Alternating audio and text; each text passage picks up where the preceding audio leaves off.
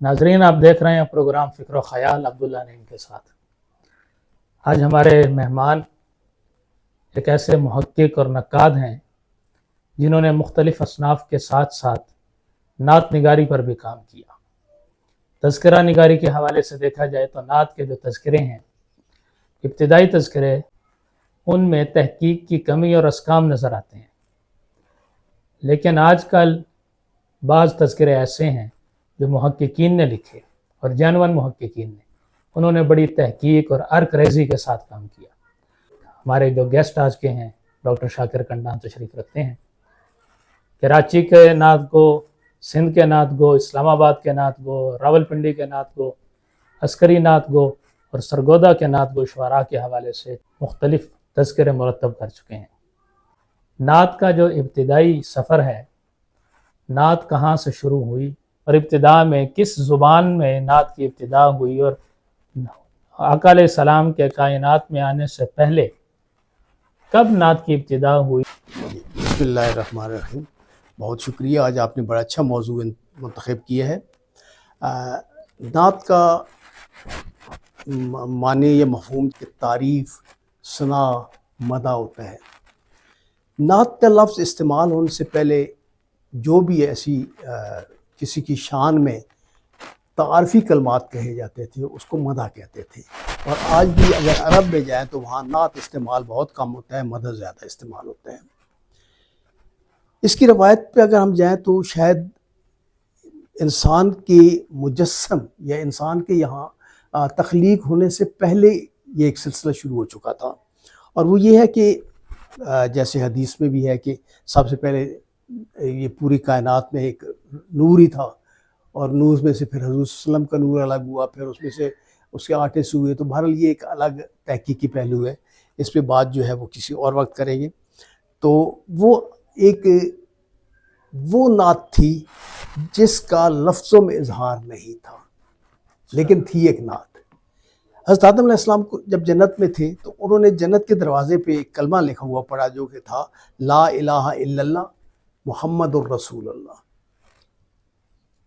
اس وقت تو ان کے ذہن میں نہیں آیا کہ یہ کیا چیز ہے، لیکن جب آپ جنت سے نکلے، جنت سے نکالا جانا کوئی ایسی چیز نہیں تھی، صرف جنت سے زمین پر لانے کا مقصد یہ تھا کہ اللہ تعالیٰ نے اس کائنات میں یا اس زمین پر انسانیت کو یا انسان کے آگے ارتقائی مناظر کی طرف لے کے جانا تھا۔ یہاں انسان کا وجود ہونا تھا۔ اگر جنت میں رہتے تو شاید انسان نہ ہوتا، لیکن اس نے اپنی ثنا کے لیے یا اپنی پہچان کے لیے، جیسے کہا جاتا ہے کہ اللہ تعالیٰ نے انسان کو اس لیے بنایا کہ اس کو کوئی حوالہ دے سکے، کوئی شاہد تو ہو، تو اس لیے پھر یہ حضرت آدم علیہ السلام کو یہاں زمین پہ بھیجنا پڑا۔ جنت سے نکلے تو یہاں کہا جاتا ہے کہ آپ کی توبہ قبول نہیں ہوئی یا جو بھی ہے، تو 300 سال تک آپ بھٹکتے رہے۔ اس کے بعد آپ نے سوچا کہ میں جب جنت میں تھا تو میں نے ایک کلمہ پڑھا تھا، اور اس میں محمد نام جو ہے وہ اللہ تعالیٰ کا کوئی محبوب شخص ہوگا یا محبوب ہستی ہوگا جس کا نام اس نے اپنے نام کے ساتھ لکھا تھا، یعنی لا الہ الا اللہ کے بعد محمد الرسول اللہ۔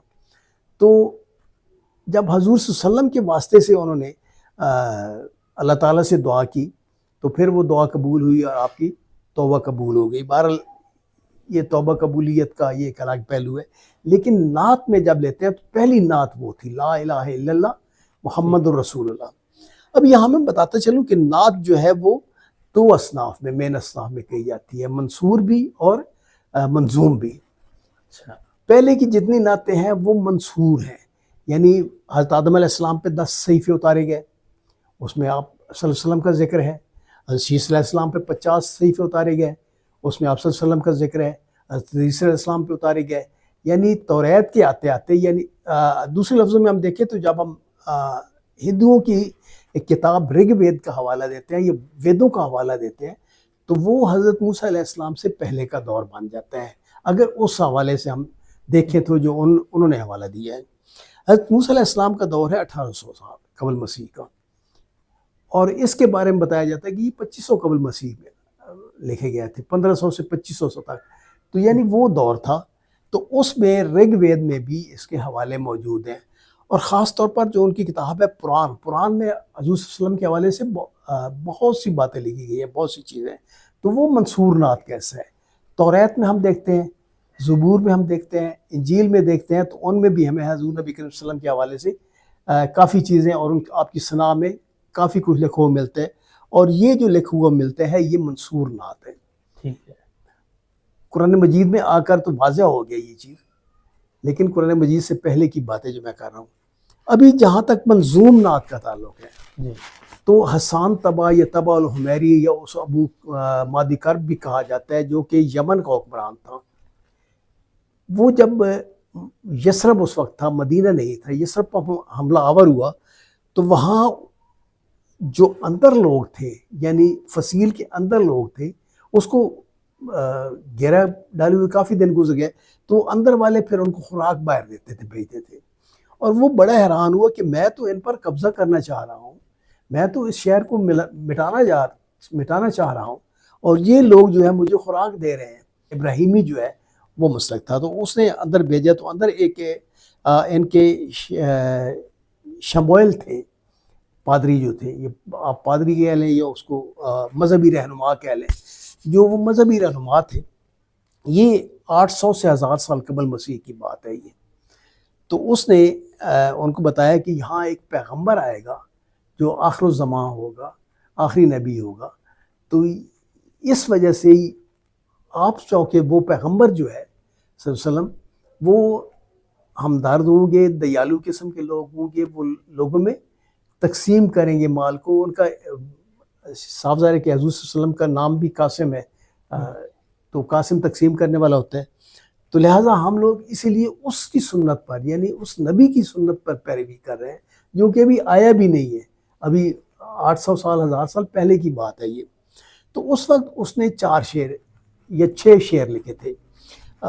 سلمان منصور پوری نے 4 شعر نقل کیے ہیں اپنی کتاب رحمۃ اللہ العالمین میں، لیکن اس کے علاوہ بھی ہمیں 2 شعر اور بھی ملتے ہیں، تو 6 شعر ملتے ہیں۔ مختلف روایتوں میں کہیں 2 شعر ہیں، کہیں 4 ہیں، کہیں 6 ہیں، بہرحال یہ اشعار ہیں جو کہ اس نے اس وقت کہے تھے، اور اس میں اس نے کہا تھا، جس کا مطلب یہ ہے کہ میں آپ کے چچا کا بیٹا ہوں، یعنی حضرت موسیٰ علیہ السلام نبی تھے، تو اس نسبت سے اس نے کہا تھا کہ میں آپ کے چچا کا بیٹا ہوں، اور اگر میں آپ کے آمد تک زندہ رہا تو میں آپ کے ہاتھ پر بیعت کروں گا اور میں پہلا مسلمان ہوں گا۔ مطلب ان اشعار کا مطلب یہ تھا۔ تو بہرحال وہ واپس چلا گیا۔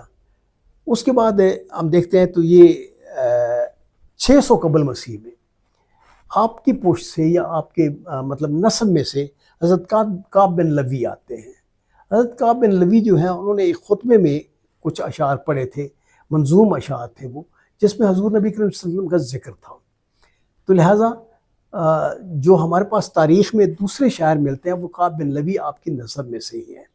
پھر منظوم نعت میں جب آپ آگے چلتے ہیں تو ہمیں درمیان میں صاف ظاہر ہے کہ بہت سے لوگ ہوں گے، لیکن جس رات آپ پیدا ہوئے صبح کا ٹائم تھا، تو جبل ابو قبیس کا جو جن تھا، ایک جن وہاں موجود تھا، اس نے وہاں سے باہر کے ایک جن کو پیغام بھیجا، اور وہ نعتیہ پیغام تھا، منظوم نعت تھا، اور باقاعدہ یہ تاریخوں میں لکھا ہوا ہے۔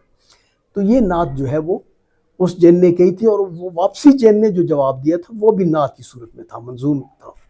تو یہ اس وقت کی ایک نعت ہے۔ پھر حضرت عبد المطلب کی نعت، آپ کی والدہ حضرت آمنہ کے اشعار جو ہیں وہ، پھر حضرت ابو طالب کے، حضرت بکر کے، حضرت عثمان کے، مطلب یہ تمام اصحاب جتنے ہیں، کیونکہ شاعری تو وہاں عرب میں عام تھی۔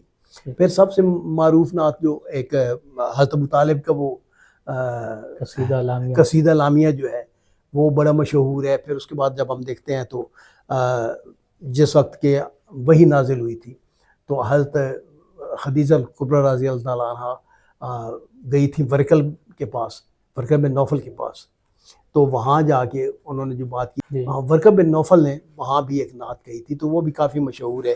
پھر اس کے بعد ام معبد کی نعت جو ہے، جب آپ نے پہلی ہجرت کی تھی تو رستے میں جو انہوں نے نعت کہی تھی وہ بھی کافی مشہور ہے۔ اس کا ترجمہ ہمارے وہ پروفیسر سرگودا میں جو تھے عبد القادر صاحب، انہوں نے کیا تھا اردو میں۔ پھر اس کے بعد مدینہ میں جب اب طلع البدر علینا تو بہت معروف ہے اور اس کو بہت زیادہ پڑھا گیا ہے. ابھی اس کے بارے میں عام طور پر یہی کہا جاتا ہے کہ 3 شعر ہیں 4 شعر ہیں، لیکن جو رسالہ نکالتے ہیں غلام رسول قاسمی صاحب رحمۃ اللہ علیہ، اس میں انہوں نے 6 اشعار اس کے لکھے ہیں. ابھی ایک سوال یہاں پیدا ہوتا ہے کہ جو پہلی نعت کہی گئی تھی آپ سے پہلے طبع الحمیری نے کہی تھی تو وہ کس زبان میں تھی؟ تو اکثر یہ مطلب لوگ پوچھتے ہیں. تو چونکہ طبع الحمیری کی زبان بھی عربی تھی، یمن میں اس وقت عربی بولی جاتی تھی. عربی بولنے کا آغاز جو ہے وہ حضرت اسماعیل علیہ السلام کے دور سے ہوا ہے، یعنی پہلی عربی زبان جو ہے وہ حضرت اسماعیل علیہ السلام نے بولی تھی. اور یہ جو ہے یمن کا بادشاہ طبع الحمیری جو تھا یہ بھی عربی کے ہی بولنے والا تھا، تو لہٰذا یہ عربی زبان اس وقت بولی جاتی تھی اور پھر یہ عربی کی روایت ہوئی. تو یہ عربی میں ہم دیکھتے ہیں کہ عربی پھر جہاں جہاں بھی بولی کی جاتی تھی، جیسے ہمارے ہاں برصغیر میں بہت سے لوگ عربی میں نعت کہتے تھے، ایون کہ آج بھی کئی لوگ کہتے ہیں.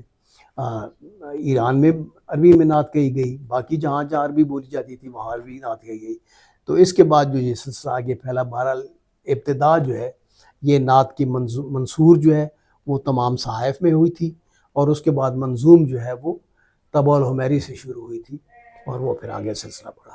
یعنی نعت دونوں صورتوں میں ہے، نثر میں بھی ہے جی بالکل، نظم میں بھی ہے. جی اور نثر میں جو ہے وہ خدا کی طرف سے جی جو پہلا نعت گو ہے جی خدا ہے. جی اور پھر منظوم نعت پہ آئے تو پھر یمن سے یمن سے جی طبع کی نعت ہے. ہاں اور یہ چلتے ہوئے پھر حضور کے خانوادے نے جی جو بزرگ تھے آپ کی بعثت، جی آپ کی پیدائش کے وقت نعتیں کہیں، جی بالکل. اور پھر بعثت کے وقت بھی کہیں، ایک اور اور آپ نے جب ہجرت کی اس وقت بھی جی وہ بچیوں نے نعتیں کہیں، بچیوں کا کلام ہے. اس پہ بھی کوئی تحقیق طلع ہوئی ہے؟ البدر علینا وہ فی البدیع تھی. وہ فی البدیع تھی اس وقت. مطلب لوگ جو ہے وہ ابھی معبد کا جب وہ کہتے ہیں کہ ان کے خامن جب شام کو آیا تو اس نے جب پوچھا تو معبد نے جو لفظ کہے تھے، دراصل شاعری جو ہے نا یہ اس وقت لفظوں کا ایک مجموعہ ہوتی تھی جس میں جمالیات ہوتا تھا، جمالیات کے حوالے سے بات ہوتی تھی.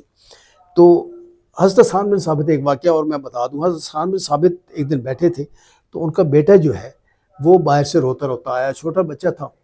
تو حضرت حسان نے پوچھا کہ بیٹا کیا ہوا ہے؟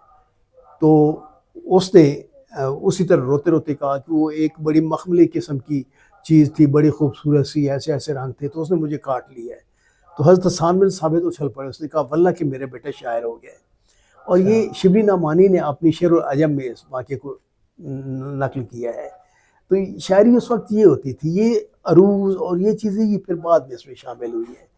لیکن بہرحال اس وقت منظوم جو ہم لے کے چلتے ہیں.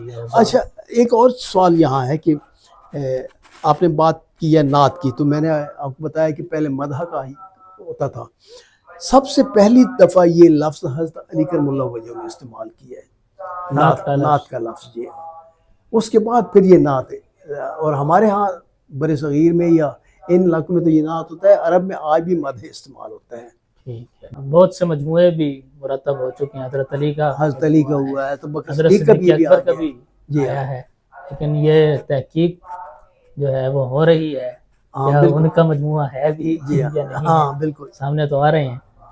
حضرت حسان بن ثابت کا آ گیا ہے. جی حضرت حسان کے، بلکہ وہ جو 4 مصرے مشہور ہیں حضرت حسان سے، جی ہاں اس پر بھی تحقیقی بحث ہے کہ وہ کسی صحابیہ نے کہے تھے. ہاں بالکل حوالہ یہ بھی موجود ہے، لیکن وہ جو دیوان شاہ ہے وہ اس میں موجود ہیں موجود ہے. حسان کے. جی ہاں بہرحال یہ تحقیقی بحثیں ہیں. بالکل. بہت شکریہ آپ کا. انشاءاللہ ناظرین ہمارا یہ پروگرام یہ سیریز کی صورت میں چلتا رہے گا، اور عرب سے پھر فارس اور فارس سے پھر اردو زبان میں اور مختلف زبانوں میں جو نعت کے تصورات ہیں اور جو فکریات اور شعریات ہیں اس پر ہم چاہیں گے کہ ڈاکٹر صاحب سے پوچھتے رہیں اور فیض حاصل کرتے رہیں. بہت شکریہ.